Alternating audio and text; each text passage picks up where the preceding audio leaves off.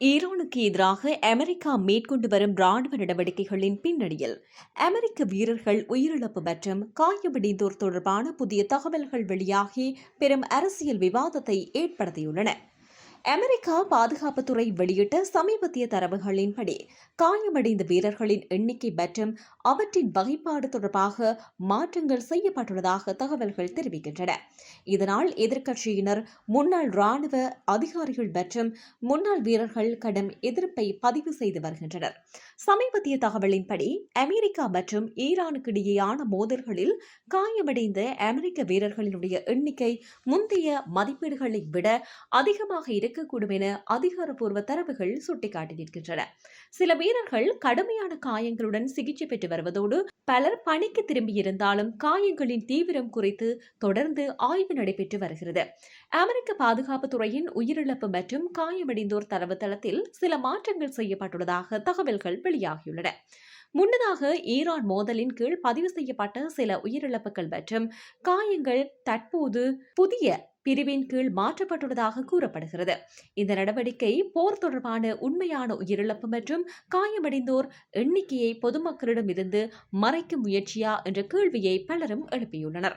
இந்த மாற்றம் குறித்து முன்னாள் அமெரிக்க ராணுவ வீரர்கள் மற்றும் முன்னாள் பாதுகாப்பு அதிகாரிகள் கடும் அதிருப்தியும் தெரிவித்திருக்கிறார்கள். போரில் காயமடைந்த மற்றும் உயிரிழந்த வீரர்களினுடைய தியாகத்தை குறைத்து மதிப்பிடும் வகையில் தரவுகள் மாற்றப்படுவது ஏற்றுக்கொள்ள முடியாது என அவர்கள் குறிப்பிட்டிருக்கிறார்கள்.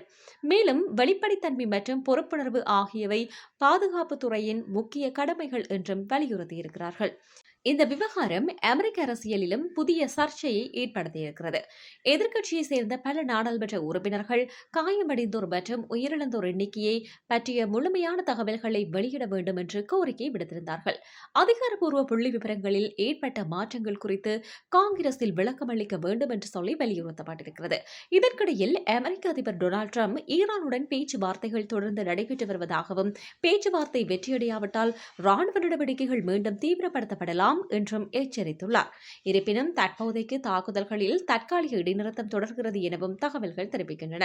பாதுகாப்பு நிபுணர்களினுடைய கருத்து கணிப்பின்படி போரின் போது உயிரிழப்பு மற்றும் காயமடைந்தோர் பற்றிய துல்லியமான தகவல்கள் மிகவும் முக்கியமானவை.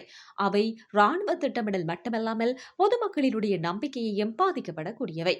தரவுகளில் தெளிவின்மை ஏற்பட்டால் அரசின் நம்பகத்தன்மை குறித்து பல கேள்விகள் எழுவது இயல்பானது என அவர்கள் கூறுகின்றனர். மத்திய கிழக்கில் அமெரிக்க ஈரான் உறவில் பதற்றம் இன்னும் நீடித்து வருகிறது. ஹார்முஸ் நீரிணை பாதுகாப்பு, பிராந்திய கூட்டணி நாடுகளின் பாதுகாப்பு மற்றும் ஈரானின் அணுத்திட்டம் உள்ளிட்ட பல்வேறு பிரச்சினைகள் இன்னும் தீர்க்கப்படாத நிலையில் இருக்கின்றன. இந்த சூழலில் இரு நாடுகளுக்கும் இடையிலான பேச்சுவார்த்தைகள் எவ்வாறு முன்னேறுகின்றன என்பது உலக நாடுகளினுடைய கவனத்தை ஈர்த்திருக்கிறது.